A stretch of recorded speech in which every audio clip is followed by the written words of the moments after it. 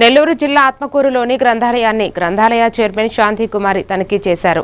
లైబ్రరీలోని పుస్తకాలను పరిశీలించి ఇక్కడ ఉన్న పుస్తకాల వివరాలను, గ్రంథాలయానికి వచ్చే పాఠకుల వివరాలను అడిగి తెలుసుకున్నారు.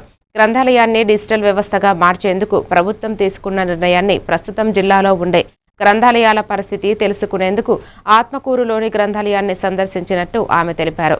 ఆమె వెంట బీజేపీ నియోజకవర్గ ఇన్ఛార్జ్ మల్లికార్జునారెడ్డి, జనసేన ఆత్మకూరు పట్టణ అధ్యక్షుడు సురేంద్ర, జనసేన నేత రాఘవేంద్ర, ఆత్మకూరు గ్రంథాలయ అధికారి శ్రీనివాసరాజు, గ్రంథాలయ అభివృద్ధి కమిటీ సభ్యులు, తెలుగు భారతి సేవా సమితి సభ్యులు పాల్గొన్నారు.